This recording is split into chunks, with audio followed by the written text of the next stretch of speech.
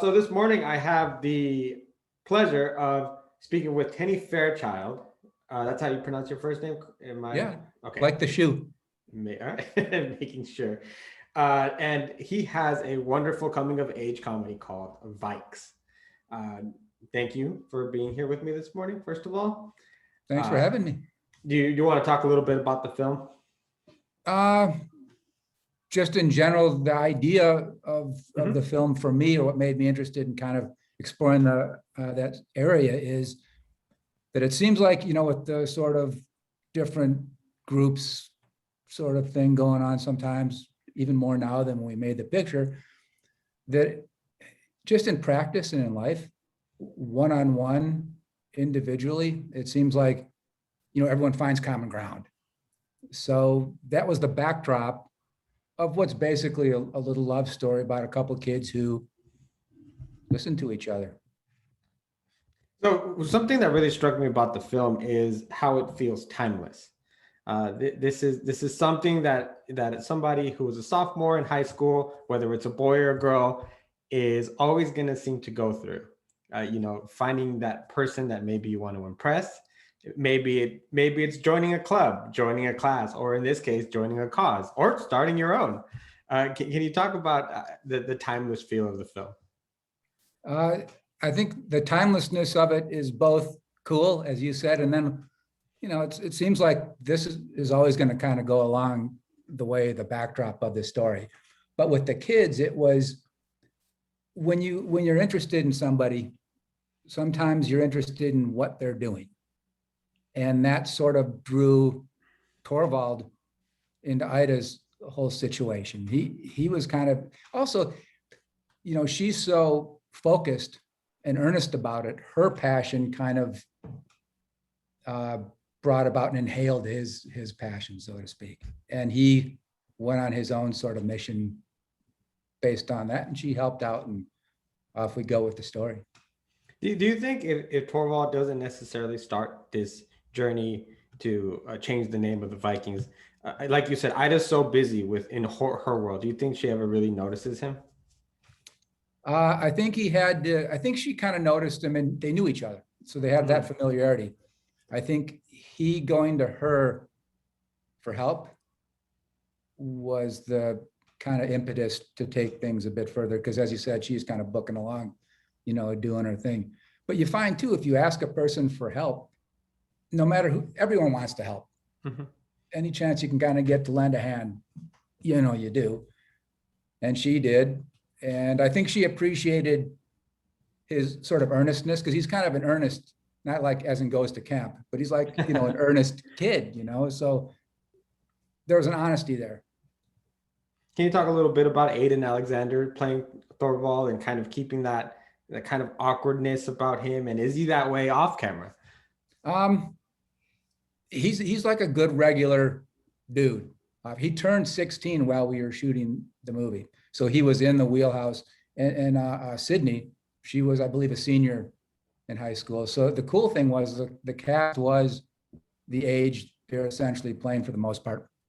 But Aiden is like a good natural guy. The whole idea was for him to be a normal kid, as you sort of mentioned. And he kind of dropped from the sky as a normal kid, and that was great. What I also question the manifesto. Why did he take so much interest in Thorvald's cause? Because it seemed like he was very cautious about it at first.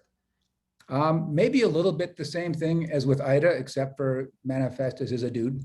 I think that Torvald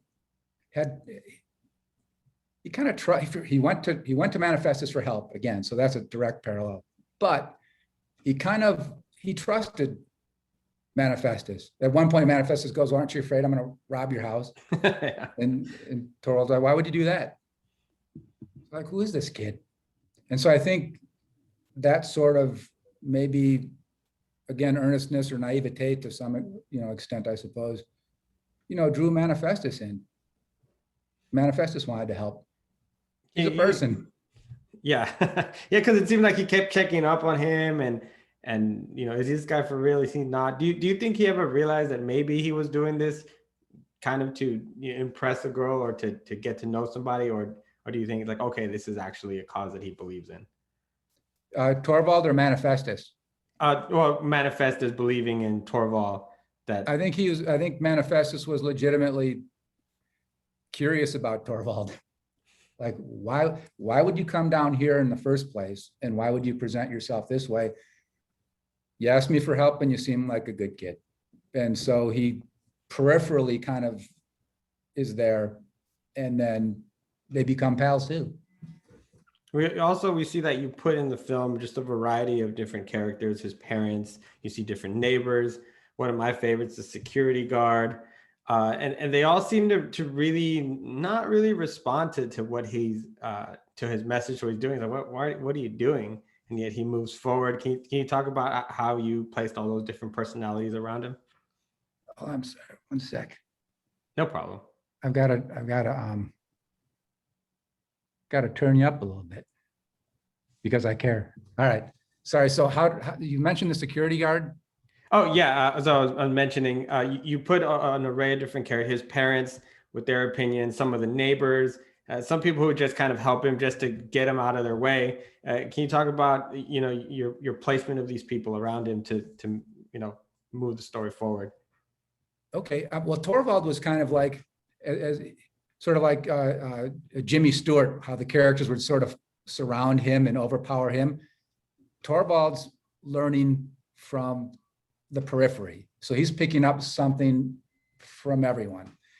And so I kind of tried to do that to varying degrees, or we kind of collectively tried to do that in varying degrees with the different people that cross across his path throughout the story.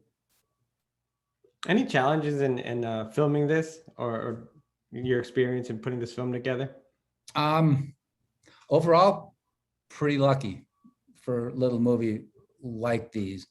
Nothing that presented itself in a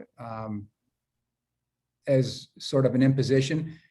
At the end, because with a little movie like this, a lot of times what it allows you to do is experiment a little bit. Mhm. And so perhaps the biggest challenge was in putting it out originally, because we made this movie 17. So it was made before, Dr. Seuss was uncool. And so I thought, what if we put this out, sort of have everybody kind of pitch in and do a sort of an online push? Because Aiden was a big Instagrammer and stuff like that. He was a big social media guy. He went to the White House Correspondents' Dinner one weekend while we were shooting. And so everyone did. Sid, no one will outwork Sid. And, she just cranks. She wasn't as visible at the time, but anyways, she, Aiden, all the kids, everyone did, their Instas and everything else.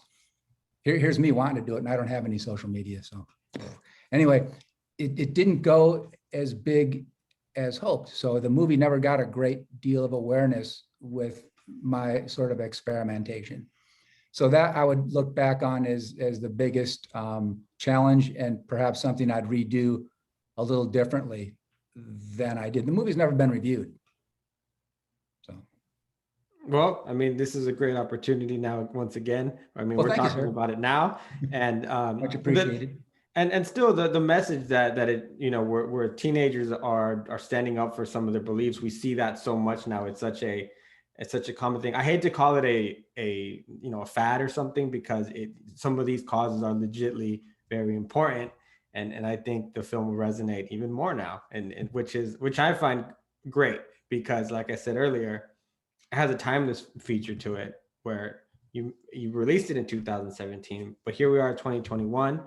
It feels like you made it just for this time as well. Yeah, it's maybe more timely even now, huh? What do you hope people take away from Vikes? I hope they get something from it.